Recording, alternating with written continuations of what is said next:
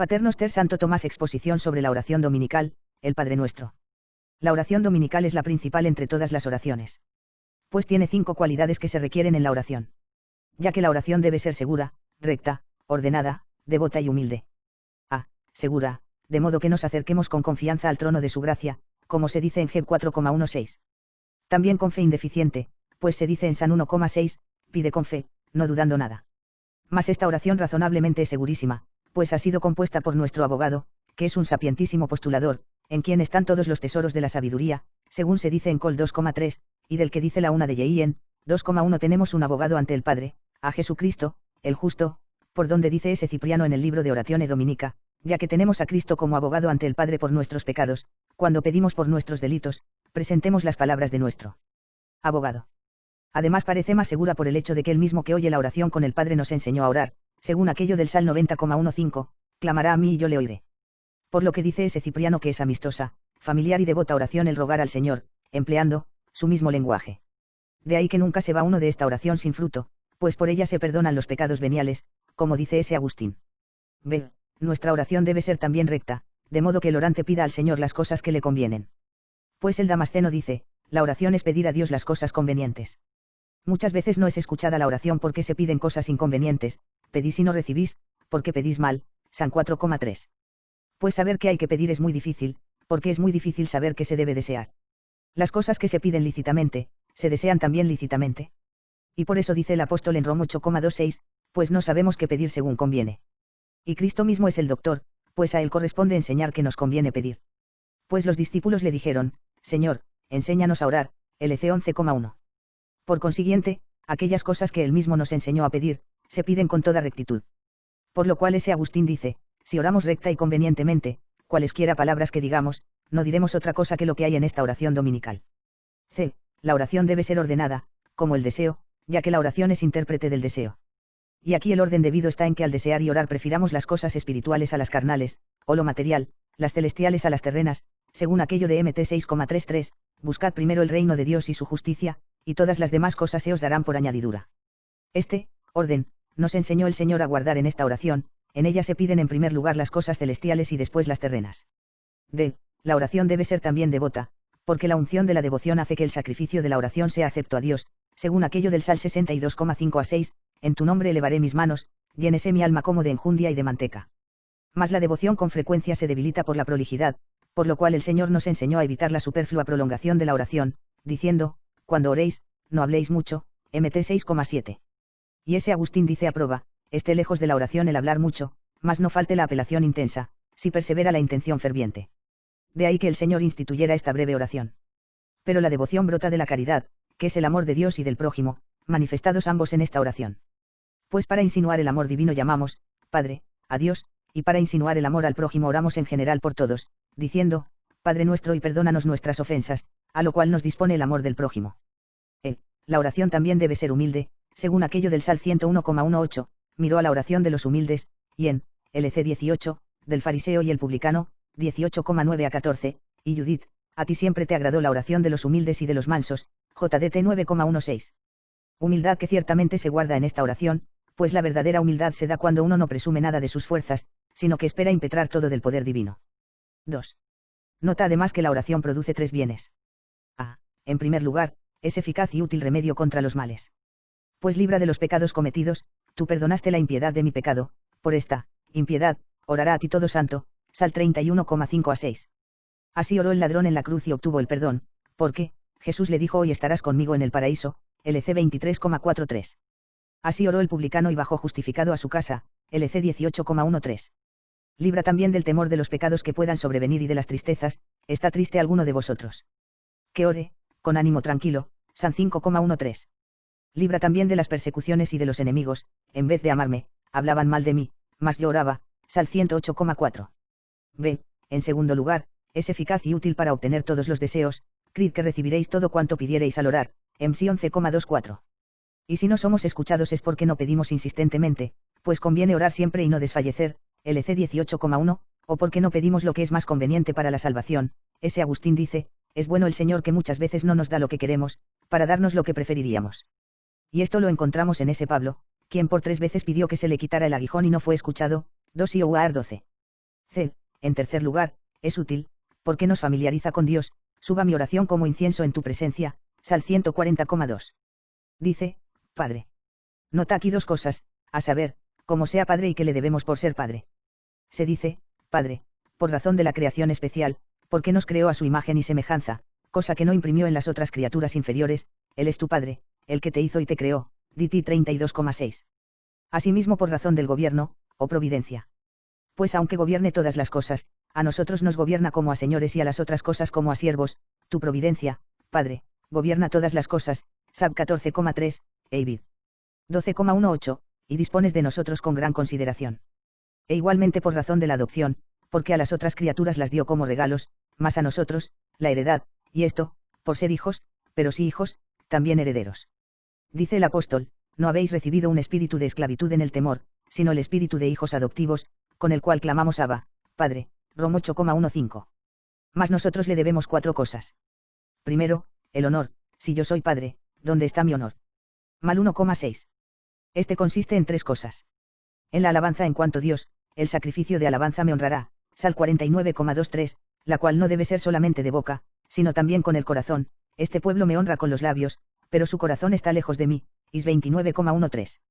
En la pureza del cuerpo, en cuanto a sí mismo, glorificad y llevad a Dios en vuestro cuerpo, 1 Sioar 6,20.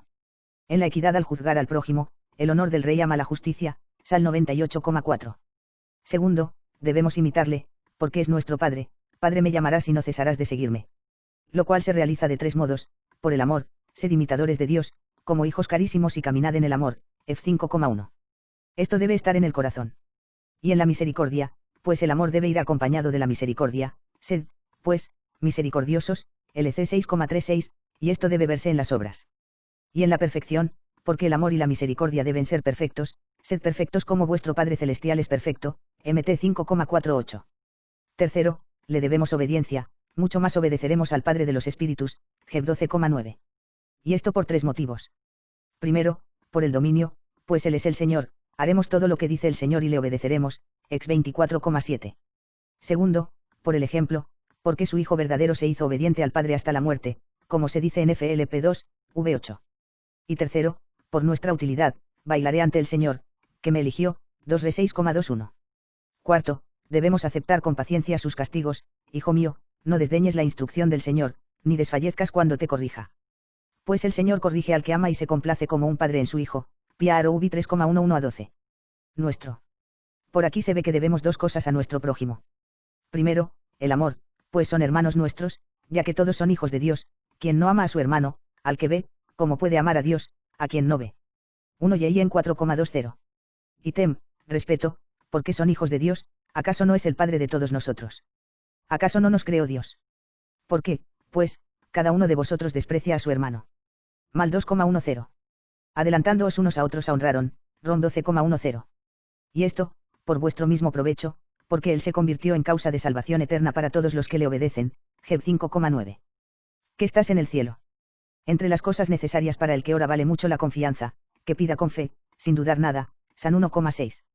De ahí que el Señor, enseñándonos a orar, puso por delante aquellas cosas por las que se genera en nosotros la confianza, a saber, la benignidad del Padre. De ahí que diga, Padre nuestro, según aquello de LC, si vosotros, siendo malos, sabéis dar cosas buenas a vuestros hijos, cuanto más vuestro Padre Celestial dará buen espíritu a los que se lo pidan.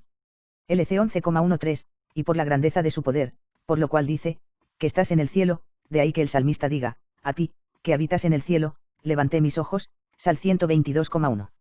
Esto, último, puede corresponder a 3 cosas. En primer lugar, a la preparación del orante, porque como dice el Eclo, antes de la oración prepara tu alma, Eclo 18,23. De modo que se entienda, en el cielo, esto es, en la gloria celeste, según aquello de MT, vuestro premio será grande en el cielo, MT 5,12. Esta preparación debe ser imitación de lo celestial, porque el Hijo debe imitar a su Padre. Por lo cual se dice en 1 Sioar 15,49, así como llevamos la imagen del terreno, llevemos también la imagen del celestial. Asimismo por la contemplación de las cosas celestiales, pues los hombres suelen dirigir su pensamiento con más frecuencia donde tienen a su Padre o aquellas cosas que aman, según aquello de MT, donde está tu tesoro, allí está también tu corazón, MT 6,21. Por lo cual decía el apóstol, nuestra conversación está en el cielo, FLP 3,20. Por tendencia, o aspiración, a las cosas celestiales, de modo que de aquel que está en el cielo no busquemos más que lo celestial, según aquello de Col 3,1, buscad las cosas de arriba, donde está Cristo. Segundo, la expresión, que estás en el cielo, puede referirse a la facilidad de oír, porque está cerca de nosotros, de modo que se entienda el, que estás en el cielo, en los santos, en quienes habita Dios, según aquello de Jeremías 14,9, tú estás en nosotros, Señor. Pues los santos se dicen, cielos, según aquello del Sal 18,2, los cielos proclaman la gloria de Dios. Dios habita en los santos por la fe, que Cristo habite por la fe en vuestros corazones, Ef 3,17, por el amor, el que permanece en la caridad permanece en Dios y Dios en él, 1 y en 4,16. Por la guarda de los mandamientos, si alguno me ama, guardará mis palabras, y mi Padre le amará y vendremos a él y haremos morada en él, y en 14,23.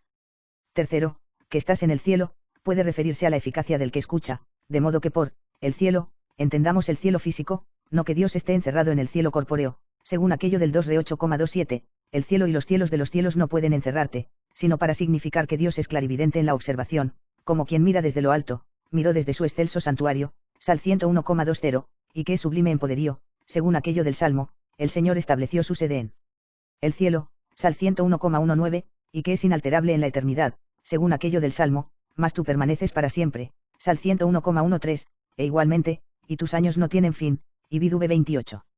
Por lo cual de Cristo se dice, su trono como los días del cielo, Sal 88,30. En el primero de Caelo dice el filósofo que por la incorruptibilidad del cielo todos dijeron que el cielo es el lugar de los espíritus. Por estas palabras, que estás en el cielo, se nos da confianza para orar en cuanto a tres cosas, en cuanto al poder, la familiaridad y el acierto de la petición.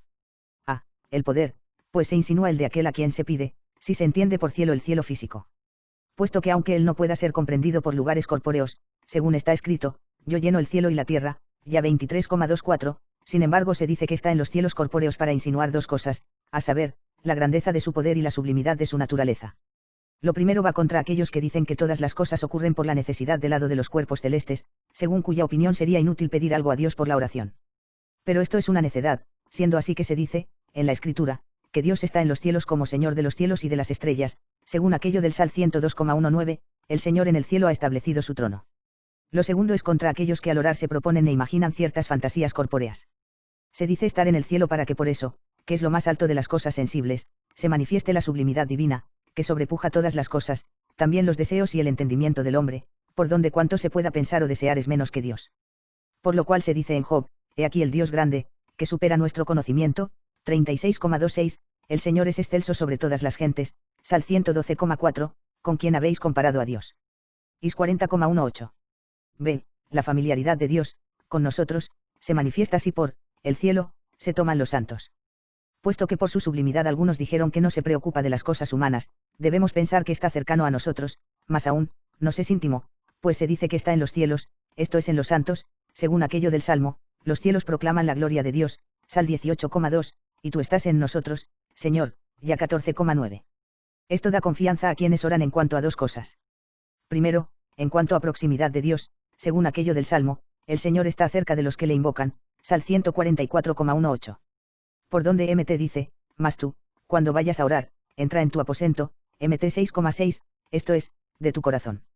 Segundo, porque por el patrocinio de los otros santos podemos impetrar lo que pedimos, según aquello de Job, dirígete a alguno de los santos, Job 5,1, orad unos por otros para que os salvéis, San 5,16.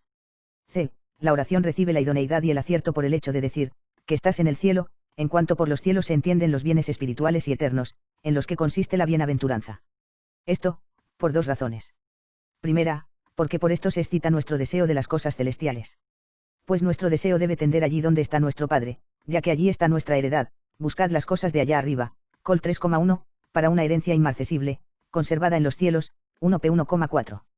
Segunda, porque por esto nos configuramos de modo que, nuestra vida sea celestial, según aquello de la una Sioar, como el celeste, así también los celestiales, 1 Sioar 15,48.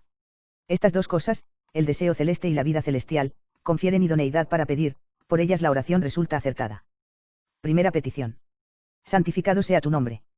Esta es la primera petición, en la que se pide que su nombre, el de Dios, se revele y haga manifiesto en nosotros. Mas el nombre de Dios es en primer lugar admirable, porque hace cosas maravillosas en todas las criaturas. De ahí que en el Evangelio de Marcos se diga, en mi nombre expulsarán demonios, hablarán lenguas nuevas, cogerán serpientes y, si bebieren algo mortífero, no les hará daño, 16,17. En segundo lugar, es amable, no se ha dado otro nombre bajo el cielo en el que podamos salvarnos, HCH 4,12. Mas la salvación todos deben quererla. Buen ejemplo de ello es ese Ignacio, quien amó tanto el nombre de Cristo que, requiriéndole el emperador Trajano a que negara el nombre de Cristo, respondió que no era posible quitarlo de sus labios. Y, habiéndole amenazado con cortarle la cabeza para quitárselo de la boca, dijo, y si, me, lo quitaras de la boca, sin embargo nunca podrás sustraérmelo del corazón, pues tengo este nombre inscrito en el corazón y por eso no puedo cesar de invocarlo. Habiendo oído lo cual Trajano y deseando comprobarlo, cortada la cabeza del siervo de Dios, mandó extraer su corazón y se encontró que tenía inscrito en él con letras de oro el nombre de Cristo. Había, pues, puesto sobre su corazón este nombre como sello. En tercer lugar, es venerable. El apóstol dice, de modo que al nombre de Jesús se doble toda rodilla en el cielo, en la tierra y en el abismo, FLP 2,10. En el cielo, en cuanto a los ángeles y bienaventurados, en la tierra, respecto de los habitantes del mundo, que hacen esto por el deseo de la gloria a conseguir o por el temor del castigo a evitar, y del abismo, en cuanto a los condenados, que hacen esto por temor. En cuarto lugar, es inenarrable, pues toda lengua es insuficiente para explicarlo. Y por eso a veces se explica, en cuanto es posible, por las criaturas. De ahí que se diga piedra por razón de su firmeza, sobre esta piedra edificaré mi iglesia, MT 16,18. Y asimismo, fuego, por razón de su fuerza purificadora, porque, como el fuego purifica los metales, así Dios purifica los corazones de los pecadores, por donde se dice, tu Dios, fuego devorador, DT 4,24. E igualmente se dice luz, por razón de la iluminación, porque, como la luz ilumina las tinieblas, así el nombre de Dios ilumina las tinieblas de la mente, Dios mío, ilumina mis tinieblas, Sal 17,29. Por lo cual pedimos que se manifieste este nombre, de modo que sea conocido y tenido por santo. Mas se dice, santo, por tres motivos. Pues, santo, es lo mismo que firme, por ello todos los bienaventurados que están en el cielo, se dicen santos, porque están confirmados en la felicidad eterna. En el mundo no pueden ser santos en ese sentido de inmutabilidad, porque, los hombres, están sujetos a una mudanza continua. Ese Agustín dice, me alejé, Señor, de ti y vagué demasiado, me desvié de tu estabilidad. En segundo lugar, santo, es lo mismo que, no terreno, por donde los santos que están en el cielo no tienen ningún afecto terreno. De ahí que el apóstol diga, tuve todo por estiércol con tal de ganar a Cristo, FLP 3,8. Al contrario, por tierra, se designan los pecadores. Primero, por razón de su germinación, pues la tierra, si no se cultiva, produce espinas y abrojos. Así el alma del pecador, a no ser que sea cultivada por la gracia, no produce sino abrojos y picaduras de los pecados, espinas y abrojos te producirá, Gen 3,18. Segundo, por razón de la oscuridad. Pues la tierra es tenebrosa y opaca, así también el pecador, es tenebroso y opaco, las tinieblas se cernían sobre la faz del abismo, Gen 1,2. Tercero, por razón de su condición. Pues la tierra es un elemento que se esparce, a no ser que lo aglutine la humedad del agua, pues Dios puso la tierra sobre las aguas, según aquello del Salmo, el cual asentó la tierra sobre las aguas, Sal 135,6, porque por la humedad del agua se contiene la aridez o sequedad de la tierra. Así el pecador tiene seca o árida su alma, según aquello del Salmo, mi alma es para ti como tierra sin agua, Sal 142,6. En tercer lugar se dice, santo, esto es, como teñido con sangre. Por lo cual los santos que están en el cielo, se dicen santos por el hecho de estar teñidos con sangre, según aquello del Apocalipsis, estos son los que han venido de una gran tribulación y han lavado sus vestidos en la sangre del Cordero, AP 7,14, Eivid. 1,5, nos lavó de nuestros pecados con su sangre. Segunda petición. Venga a nosotros tu reino.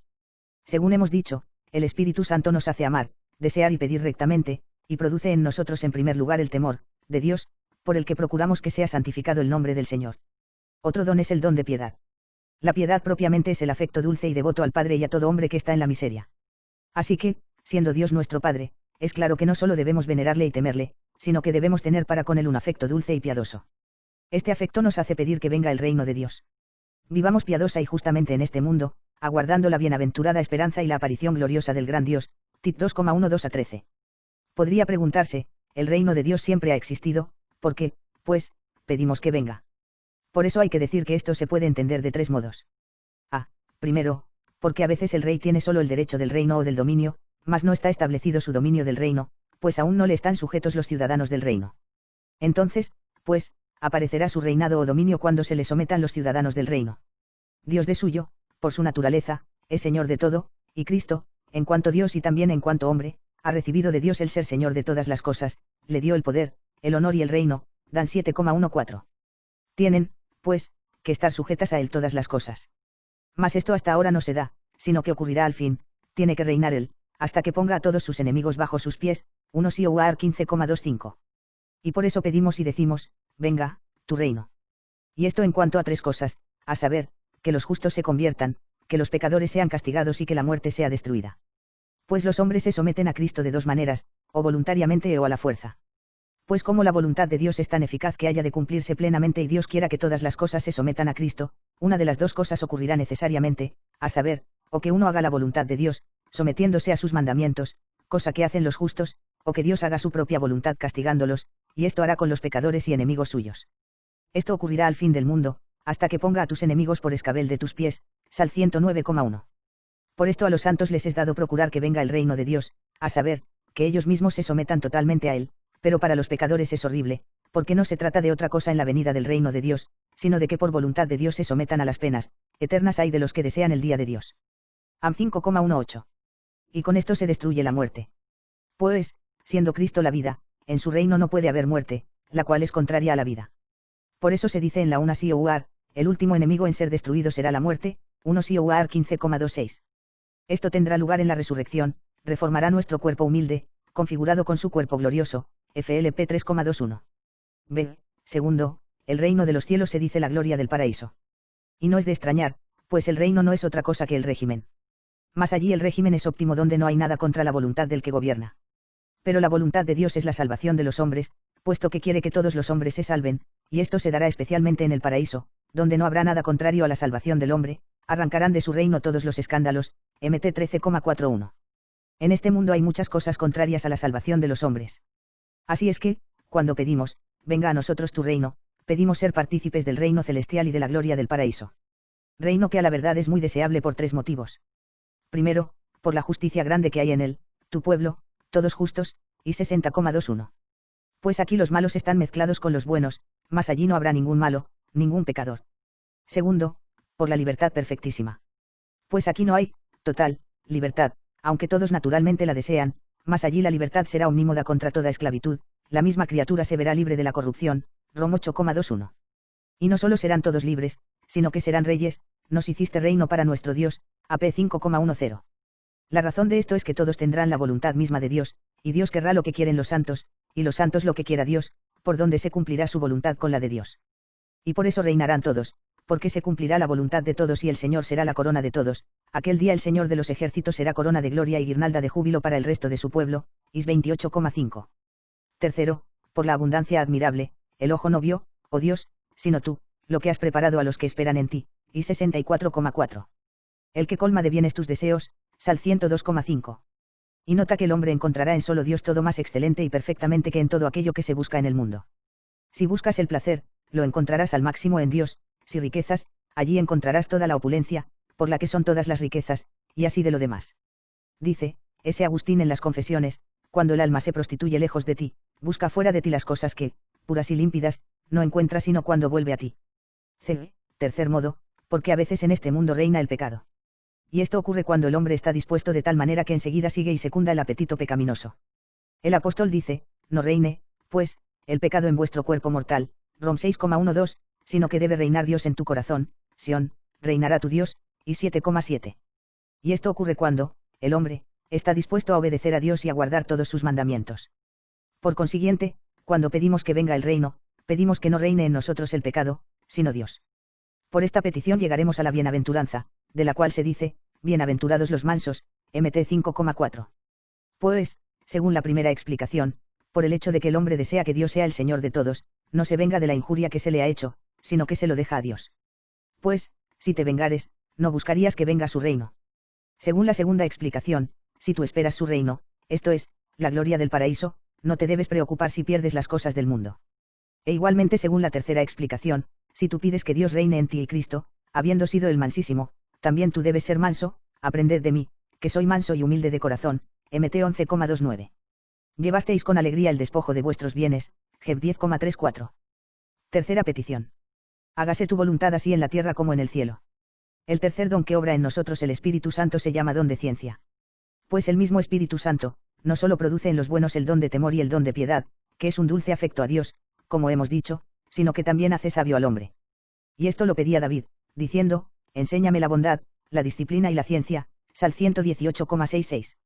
Y esta es la ciencia con la que el hombre vive virtuosamente, la que nos enseña el Espíritu Santo. Mas entre otras cosas que concurren a la sabiduría y ciencia del hombre, la mayor sabiduría está en que el hombre no se apoye en su sentir, no te apoyes en tu prudencia, Piaroubi 3,5. Pues aquellos que presumen de su sentir, de modo que no creen a los otros, sino a sí mismos, siempre resulta que son tontos y se les juzga así. ¿Has visto a un hombre que se reputa sabio a sí mismo? Cualquier ignorante hará concebir más esperanzas que él, Piaroubi 26,12. Mas el que uno no se fíe de su sentir proviene de la humildad, por lo que también el lugar de la humildad es la sabiduría, como se dice en Piaroubi 12, más bien en 11,2. Mas los soberbios se creen demasiado a sí mismos. Enseña, pues, esto el Espíritu Santo por el don de la ciencia, para que no hagamos nuestra voluntad, sino la de Dios. Y así por este don pedimos a Dios que se haga su voluntad así en la tierra como en el cielo. Por donde de este modo se dice a Dios, hágase tu voluntad, como si uno estuviese enfermo y quisiese algo del médico, no quiere precisamente, una cosa, sino según la voluntad del médico. En otro caso, si solo quisiese lo que es según su voluntad, sería un tonto. Así nosotros, no debemos pedir a Dios nada, sino que se haga en nosotros su voluntad, esto es, que se cumpla en nosotros su voluntad. Pues entonces es recto el corazón del hombre cuando concuerda con la voluntad divina. Esto es lo que hizo Cristo, bajé del cielo, no para hacer mi voluntad, sino la voluntad del que me envió, y en 6,38. Pues Cristo, en cuanto Dios, tiene la misma voluntad que el Padre, mas en cuanto hombre tiene otra voluntad distinta de la del Padre, y según esta dice que él no hace su voluntad, sino la del Padre. Y por eso nos enseña a orar y pedir, hágase tu voluntad.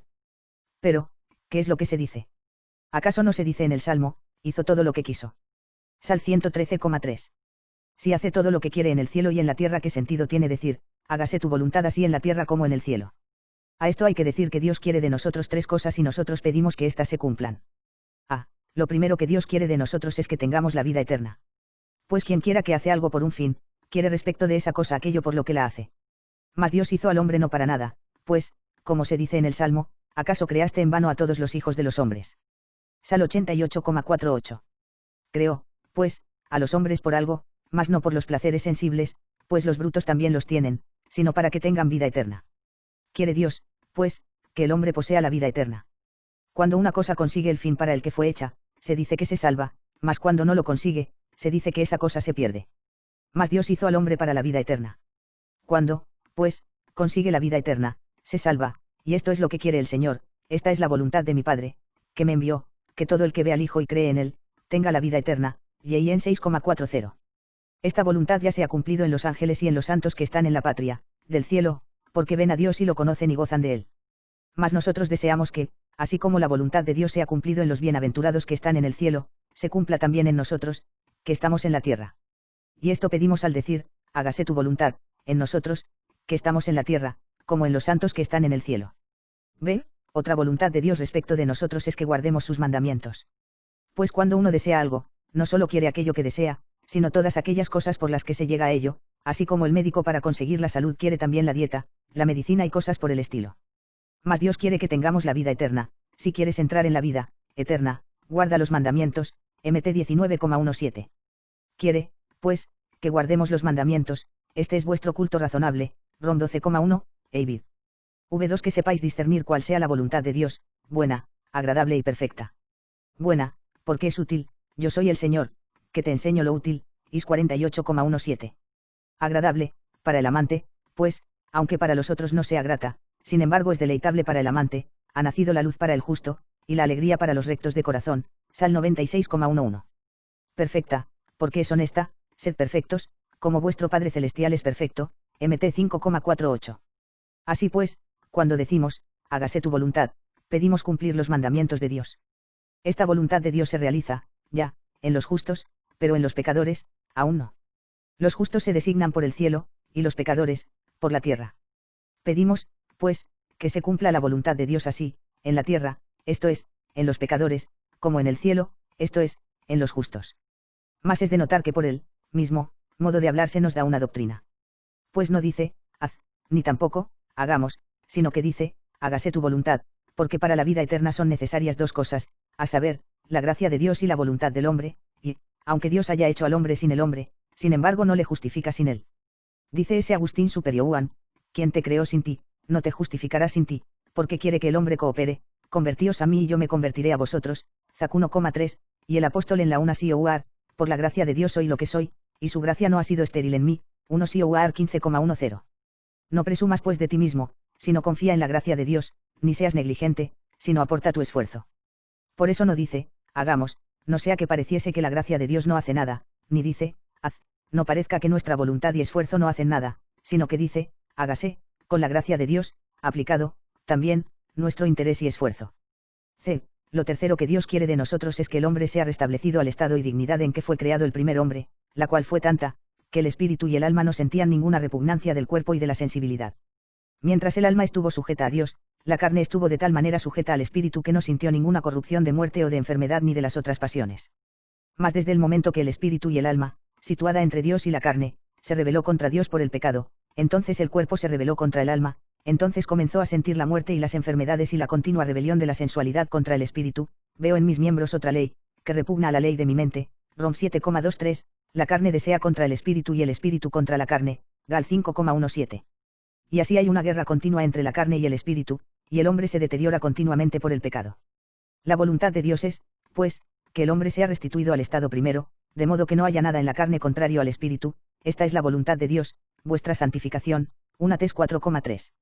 Mas esta voluntad de Dios no puede realizarse en esta vida, completamente, pero se cumplirá en la resurrección de los santos, cuando resuciten los cuerpos glorificados y sean incorruptibles y nobilísimos, se siembra en vileza y resucitará en gloria, 1 Sioar 15,43. Sin embargo se da, ya, en los justos en cuanto al espíritu por la justicia, o santidad, la ciencia y la vida. Por eso, cuando decimos, hágase tu voluntad, pedimos que también se realice en la carne. Pues de este modo por, el cielo, tomamos el espíritu, y por, la tierra, la carne. De modo que el sentido sea este, hágase tu voluntad así en la tierra, esto es, en nuestra carne, como se hace en el cielo, esto es, en nuestro espíritu por la justicia, o santidad. Por esta petición llegamos a la bienaventuranza del llanto, de la cual se dice en Mt, bienaventurados los que lloran, porque ellos serán consolados, Mt 5,5. Y esto según cualquiera de las tres explicaciones. Pues según la primera deseamos la vida eterna.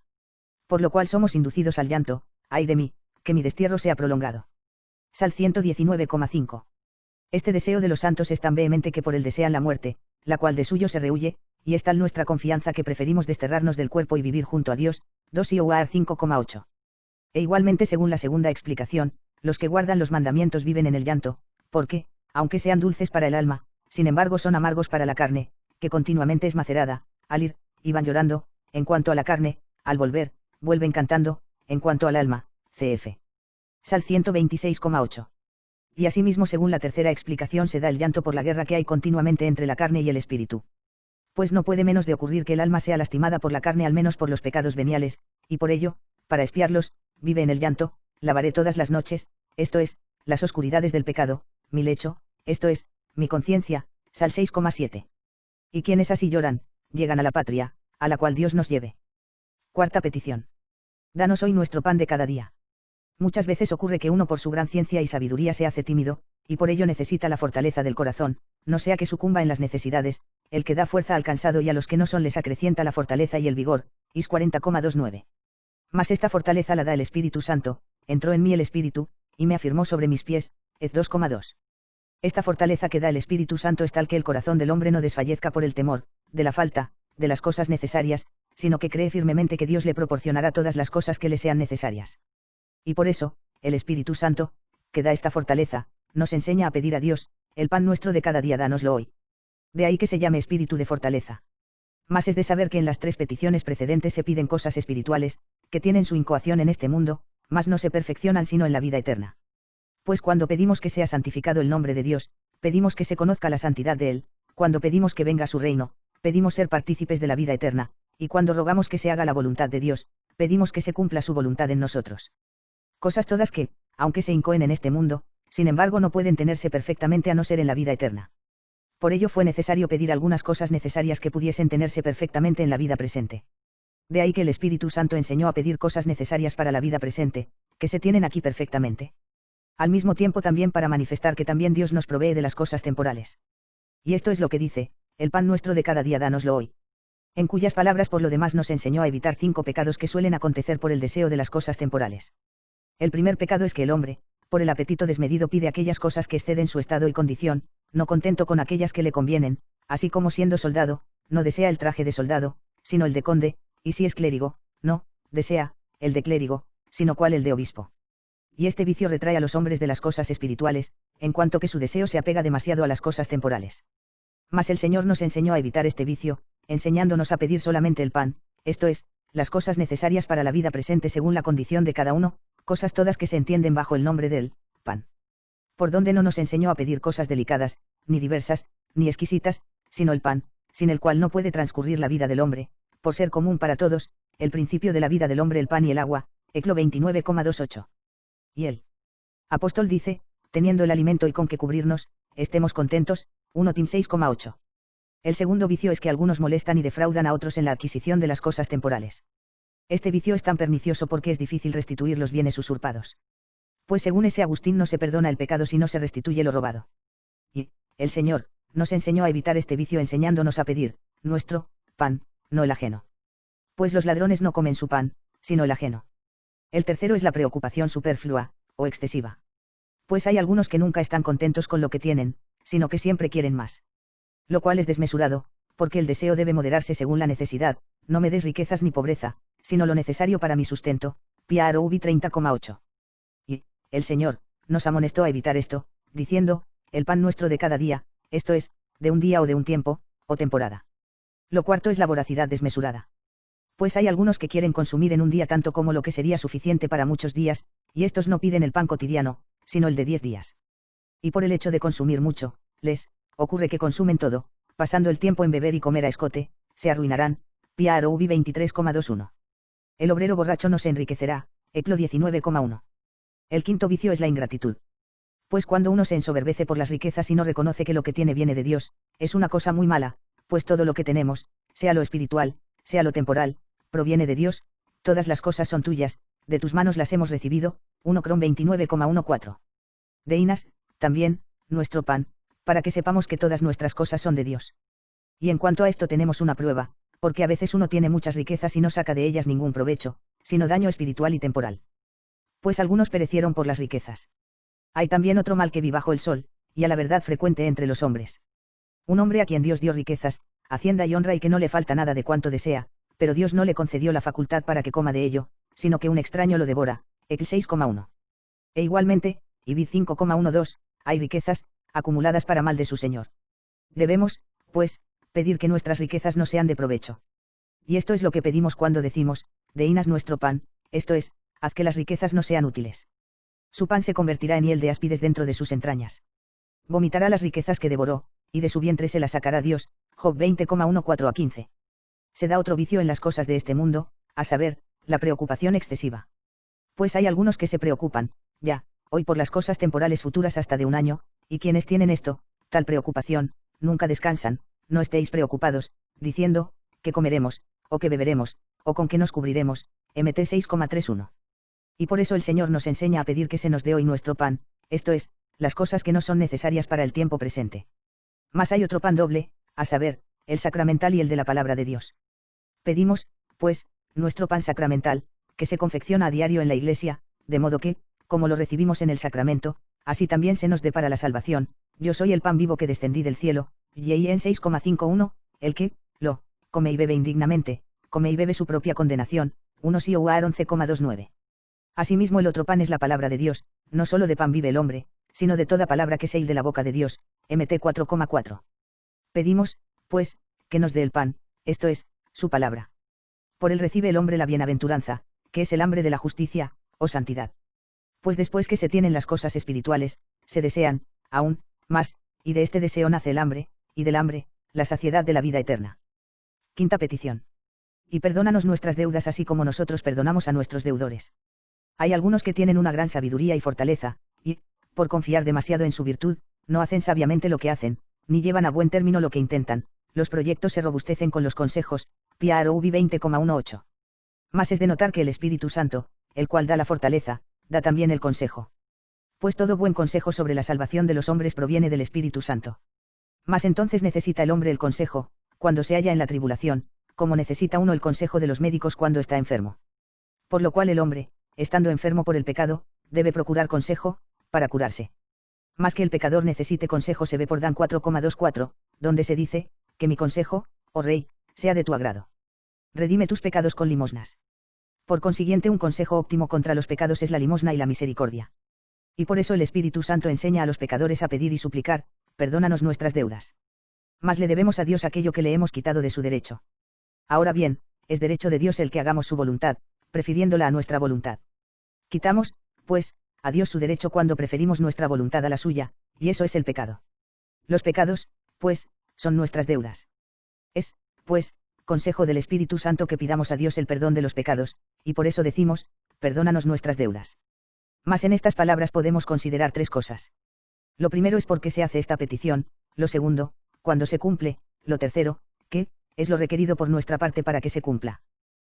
En cuanto a lo primero, es de saber que por esta petición podemos colegir dos cosas que le son necesarias al hombre en esta vida. Una, que el hombre viva siempre en temor y humildad. Pues algunos hubo tan presuntuosos que llegaron a decir que el hombre podía vivir en este mundo de modo que pudiese evitar por sí mismo el pecado. Mas esto no se ha concedido a nadie, a no ser a Cristo solo, y a la SMI Virgen, que estuvo llena de gracia, en la que no hubo pecado alguno, como dice ese Agustín, de la cual esto es la Virgen no quiero hacer mención, cuando se trata de pecado. Mas entre los otros santos a ninguno se le ha concedido que no incurriese al menos en pecado venial. Si dijéremos que no tenemos pecado, nos seducimos a nosotros mismos y la verdad no está en nosotros. 1 y en 1,8. Y esto se prueba también por esta petición. Pues consta también que a todos los hombres santos les conviene decir el Padre Nuestro, en el que se dice: perdónanos nuestras deudas. Luego todos reconocen y confiesan que son pecadores o deudores. Si pues eres pecador, debes temer y humillarte. La otra cosa que se colige, es que vivamos siempre con esperanza, porque, aunque seamos pecadores, no debemos desesperar, no sea que la desesperación nos lleve a mayores y diversos pecados, como dice el apóstol, los cuales, faltos de esperanza, se entregaron a la lascivia, en actos de toda clase de impureza. F 4,19. Es, pues, muy útil que tengamos siempre esperanza. Porque, por más pecador que sea un hombre, siempre debe esperar que Dios le perdonará, si se duele sinceramente y se convierte. Mas esta esperanza se robustece en nosotros cuando pedimos: perdónanos nuestras deudas. Esta esperanza la sustrajeron los novacianos, quienes dijeron que, si se pecaba una vez después del bautismo, nunca se conseguía la misericordia. Mas esto no es verdad, si es verdad lo que dijo Cristo al afirmar: te perdoné toda la deuda, porque me lo pediste. MT 18,32. Cualquier día que pidas podrás conseguir misericordia, si ruegas con arrepentimiento del pecado. Así pues, de esta petición brotan el temor y la esperanza, porque todos los pecadores contritos y que confiesan sus culpas, consiguen misericordia. Y por eso fue necesaria esta petición. B. En cuanto a lo segundo, es de saber que en todo pecado hay dos cosas, a saber, la culpa, con la que se ofende a Dios, y la pena, debida por la culpa. Mas la culpa se remite con la contrición, que va con el propósito de confesarse y de satisfacer. Dije: confesaré al Señor mi injusticia contra mí, y tú perdonaste la impiedad de mi pecado. Sal 31,5. No hay, pues, que desesperar, ya que para la remisión de la culpa basta la contrición con el propósito de confesarse. Mas acaso alguien diga: puesto que por la contrición se perdona el pecado, ¿para qué hace falta el sacerdote? A esto hay que responder que con la contrición Dios perdona la culpa y la pena eterna se conmuta por una temporal, mas no obstante queda uno obligado a la pena temporal. Por donde si muriese, uno, sin confesión, no despreciada sin embargo sino con intención de hacerla, iría al purgatorio, cuyas penas, como dice ese Agustín, son máximas. Cuando, pues, te confiesas, el sacerdote, al que te sometes en la confesión, en virtud de la potestad de las llaves te absuelve de esta pena. Por esto dijo Cristo a los apóstoles: recibid el Espíritu Santo; a quienes les perdonéis los pecados, les quedan perdonados; a quienes se los retengáis, les quedan retenidos. Y en 20,22 a 23. Por lo cual cuando uno se confiesa una vez, se le perdona algo de esta pena, e igualmente cuando se confiesa de nuevo, y se podrá confesar tantas veces, que se le perdone toda. Mas los sucesores de los apóstoles hallaron otro modo de remisión de esta pena, a saber, el beneficio de las indulgencias que para quien está en caridad valen tanto cuanto suenan y dicen. Que pueda hacer esto el Papa, es bastante claro. Pues muchos santos hicieron muchos méritos y, sin embargo, ellos no pecaron, al menos mortalmente, e hicieron estos méritos en bien de la Iglesia. E igualmente los méritos de Cristo y de la SMI Virgen están como en un tesoro. Por donde el sumo pontífice y aquellos a quienes él se lo encomiende pueden conceder estos méritos cuando sea necesario. Así pues, los pecados se perdonan no solo en cuanto a la culpa por la contrición, sino también en cuanto a la pena por la confesión y las indulgencias. C. En cuanto a lo tercero, es de saber que, por nuestra parte, se requiere que nosotros perdonemos a nuestros prójimos las ofensas que nos han hecho. Por lo cual se dice: así como nosotros perdonamos a nuestros deudores, en otro caso Dios no nos perdonará. Conserva un hombre la ira y pide remedio a Dios. Eclo 28,3, perdonad y se os perdonará. LC 6,37. Por eso, en esta petición solo hay arrepentimiento si se dice, así como nosotros perdonamos a nuestros deudores. Sí, pues, no perdonas, no se te perdonará a ti. Mas podrías decir, yo diré lo que precede, es decir, perdónanos, pero me callaré él, como nosotros perdonamos a nuestros deudores. Luego quieres engañar a Cristo. Pues Cristo, que compuso esta oración, la recuerda bien, por consiguiente no puede ser engañado. Por consiguiente si lo dices con la boca, cúmplelo con el corazón. Mas se cuestiona, o puede ponerse esta cuestión a ver si quien no se propone perdonar a su prójimo deba decir, así como nosotros perdonamos a nuestros deudores. Parece que no, porque miente. Hay que decir que no miente, porque no ora en nombre propio, sino en el de la Iglesia, la cual no se engaña. Por eso la petición misma se pone en plural. Mas es de saber que se perdona de dos modos. Uno es el de los perfectos, de modo que el ofendido busque al ofensor, busca la paz, Sal 33,15. Otro, es el común de todos, al cual están todos obligados, a saber, que se conceda el perdón a quien lo pide, perdona a tu prójimo que te hizo daño, y entonces, cuando tú lo pidas, serán perdonados tus pecados, Eclo 28,2. De aquí se sigue otra bienaventuranza, bienaventurados los misericordiosos, pues la misericordia nos hace compadecemos de nuestro prójimo. Sexta petición. Y no nos dejes caer en la tentación. Hay algunos que, aunque hayan pecado, sin embargo desean conseguir el perdón de sus pecados, por donde se confiesan y se arrepienten. Mas sin embargo no ponen todo el cuidado que deberían de modo que no caigan de nuevo en el pecado. Lo cual ciertamente no es conveniente, a saber, que por una parte uno llore sus pecados mientras se arrepiente, y por otra acumule motivos para llorar mientras peca. Por eso se dice en Isaías, lavaos, purificaos, apartad de mis ojos el mal de vuestros pensamientos, dejad de obrar perversamente, Is 1,16. Por eso, como hemos dicho anteriormente, Cristo nos enseñó en la petición precedente, a pedir el perdón de los pecados. Mas en esta nos enseña a pedir que podamos evitarlos, a saber, que no seamos inducidos a la tentación, por la cual nos precipitemos en el pecado. Nos lo enseña, al decir, y no nos dejes caer en la tentación. Acerca de lo cual se cuestionan tres cosas. Primero, ¿qué es la tentación? Segundo, ¿cómo y por quién es tentado el hombre? Tercero, ¿cómo se libra de la tentación? En cuanto a lo primero, es de saber que, tentar, no es otra cosa que experimentar o probar, por lo que tentar al hombre es probar su virtud. Mas la virtud del hombre se experimenta o se prueba de dos modos, en cuanto que la virtud del hombre requiere dos cosas. Una pertenece al bien obrar, es decir, que obre bien, la otra, que evite el mal, apártate del mal y haz el bien, Sal 33,15. Se prueba pues la virtud del hombre a veces en cuanto a hacer el bien, y a veces en cuanto a huir del mal. En cuanto a lo primero, se prueba al hombre a ver si está listo para el bien, como por ejemplo para ayunar o cosas parecidas.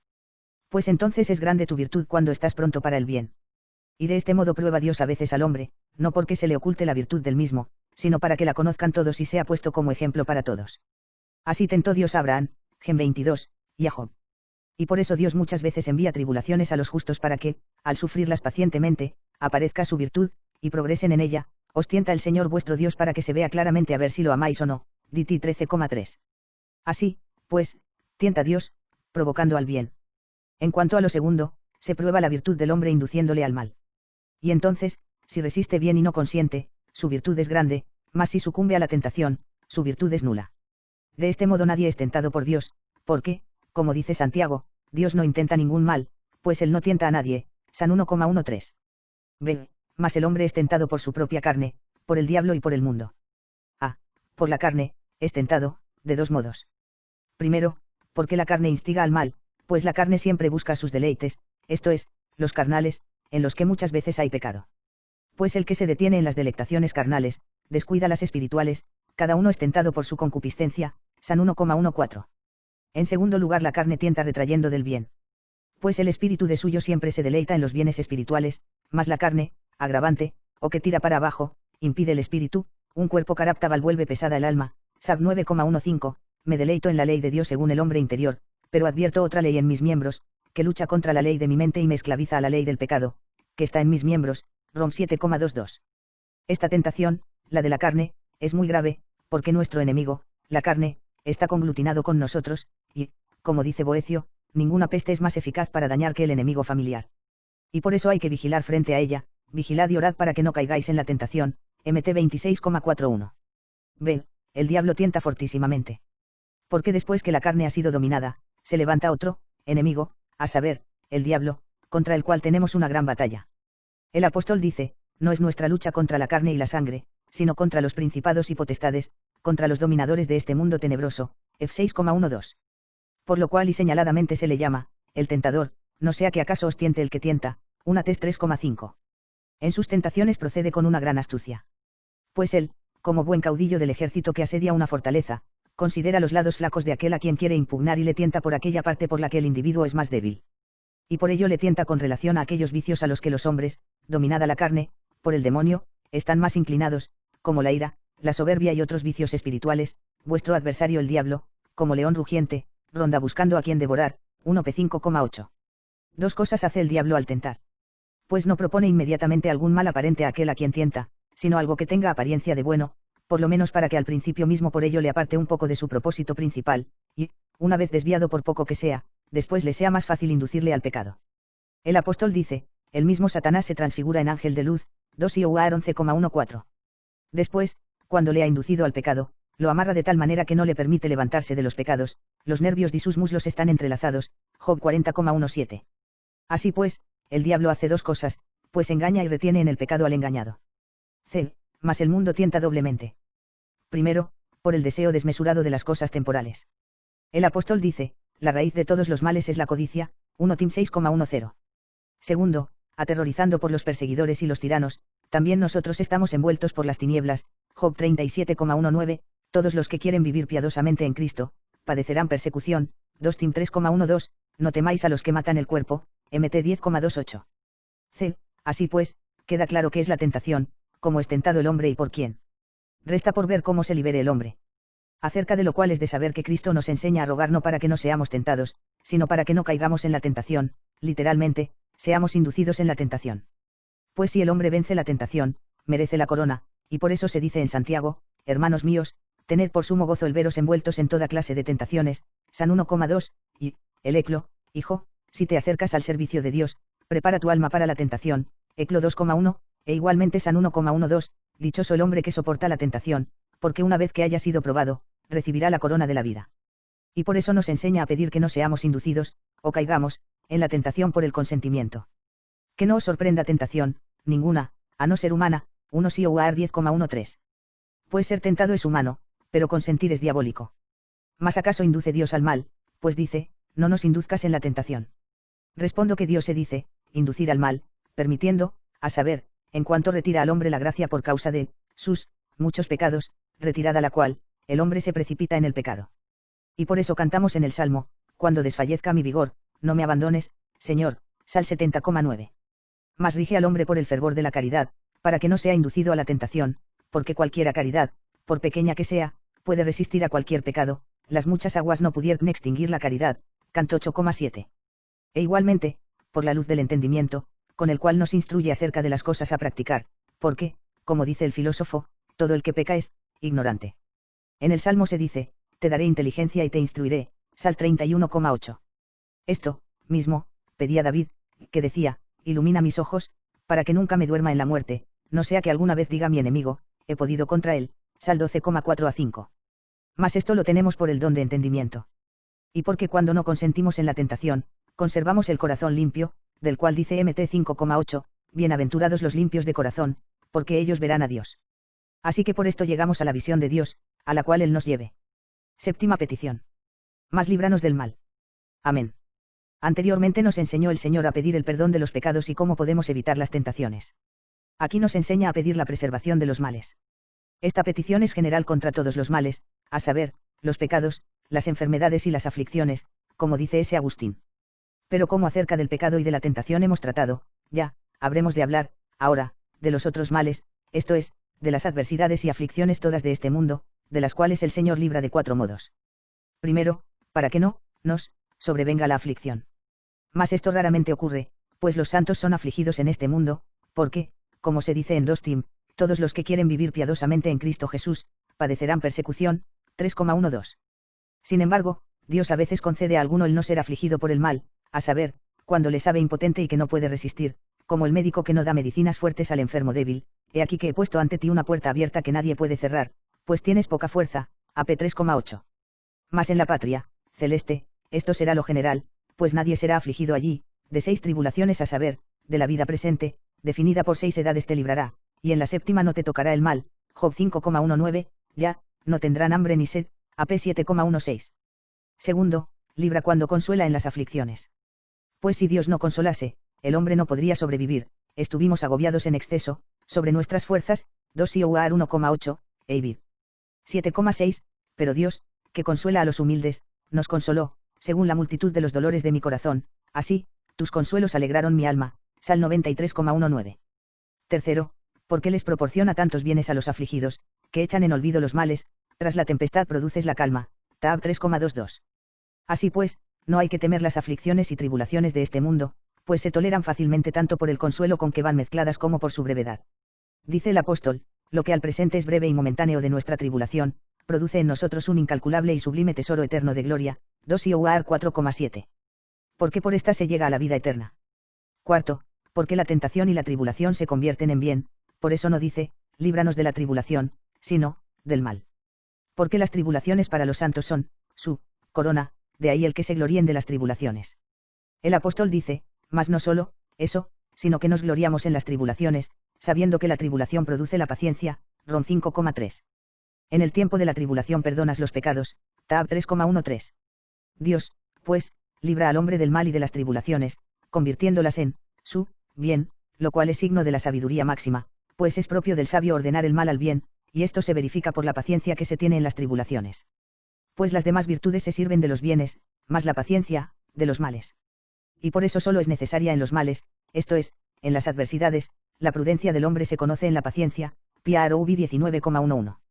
Y por eso el Espíritu Santo nos hace pedir por el don de sabiduría, y por ello llegamos a la bienaventuranza a la que ordena la paz, porque por la paciencia tenemos paz tanto en el tiempo próspero como en el adverso.